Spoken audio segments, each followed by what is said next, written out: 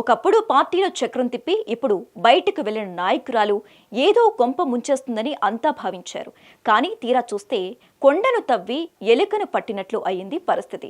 Municipal ఎన్నికల ఫలితాలు తెలంగాణ రాజకీయాల్లో ముఖ్యంగా బీఆర్ఎస్ వర్గాల్లో నెలకొన్న ఒక పెద్ద భయాన్ని పటాపంచలు చేశాయి. ఇంతకీ ఎవరా నాయకురాలు? గులాబీ నేతలు ఎందుకు ఊపిరి పీల్చుకుంటున్నారు?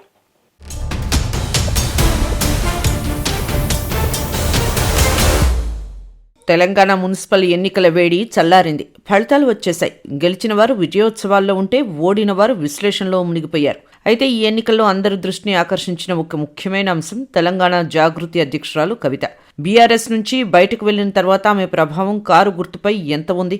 ఆమె అనుచరులు పార్టీకి ఎంత మేర నష్టం కలిగించారు? ఇప్పుడు గులాబీ శ్రేణుల్లో జరుగుతున్న హాట్ డిస్కషన్ ఇదే.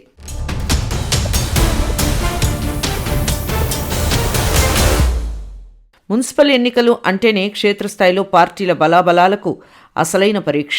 ఈ పరీక్షలో బీఆర్ఎస్ అధినాయకత్వం ఒక విషయంలో మాత్రం ఊపిరి పీల్చుకుంది.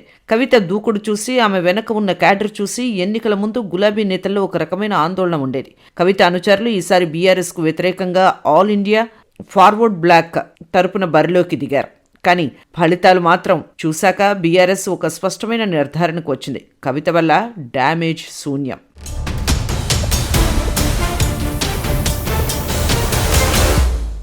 బీఆర్ఎస్ అంతర్గత విశ్లేషణల ప్రకారం కవిత పార్టీని వీడిన తర్వాత ఆమె చేసిన విమర్శలు గానీ, ఆమె అనుచరులు విసిరిన సవాళ్లు గానీ ఓటర్లపై పెద్దగా ప్రభావం చూపలేకపోయాయి. పిచ్చుకు మీద బ్రహ్మాస్త్రం వేసినట్టు ఎంత ఆర్భాటం చేసినా ఓటు బ్యాంకులో మాత్రం చలనం లేదు.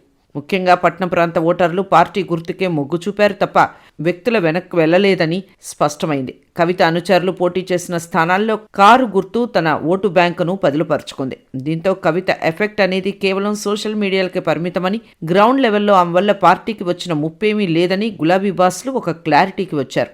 మొదట్లో కవిత విషయంలో బీఆర్ఎస్ నేతలు కొంచెం డిఫెన్స్లో పడ్డ మాట వాస్తవం. ఆమె మాట తీరు, ఆమె వేస్తున్న పొలిటికల్ స్టెప్పులు చూసి ఎక్కడ గెలుపు అవకాశాలు దెబ్బతింటాయోనని కంగారు పడ్డారు.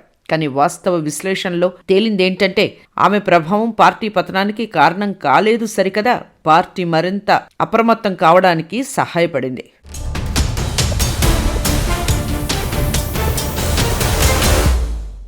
కవిత పార్టీ నుంచి సస్పెండ్ అయ్యాక పార్టీ గుర్తుతో జరిగిన మొదటి ఎన్నికలు కావడంతో సహజంగానే కంగారు పడ్డామని, అంత అవసరం లేదని ఫలితాలే చెప్పాయని మాట్లాడుకుంటున్నారు గులాబీ లీడర్స్.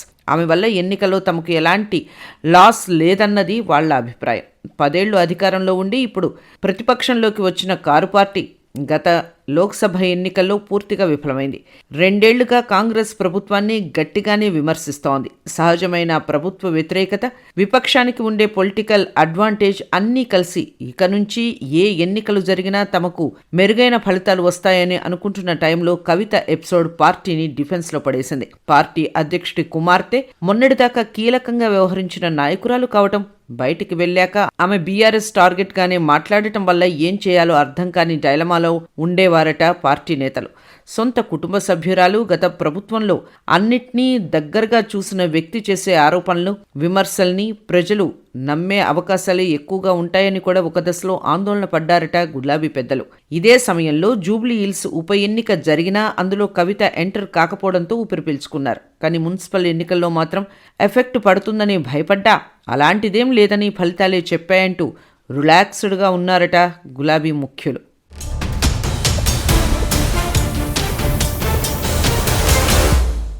కవిత వల్ల తమకు ఎక్కడా డ్యామేజ్ కాలేదన్న నిర్ణయానికి రావడంతో పాటు ఆమె విషయంలో ఇప్పటి వరకు తాము వ్యవహరించిన తీరు కరెక్ట్ అని కూడా భావిస్తున్నారట.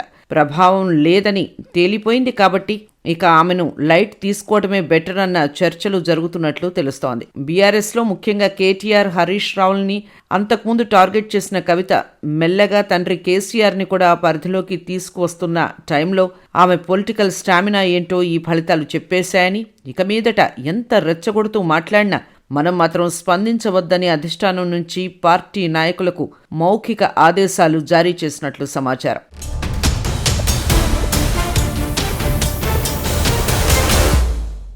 ఇకపై కవిత విషయంలో అనుసరించాల్సిన వ్యూహంపై క్లారిటీ వచ్చేసింది. ఆమె ఎన్ని ఆరోపణలు చేసినా, ఎంత రెచ్చగొట్టినా రియాక్ట్ అవ్వకూడదని పార్టీ నిర్ణయించింది. గతంలో కేటీఆర్, హరీష్ రావులపై విమర్శలు చేసిన కవిత ఇప్పుడు నేరుగా కేసీఆర్నే టార్గెట్ చేస్తోంది. అయితే ఆమెకు ప్రజల్లో ఆదరణ లేదని, మున్సిపల్ ఎన్నికల ద్వారా నిరూపితమైందని పార్టీ భావిస్తోంది.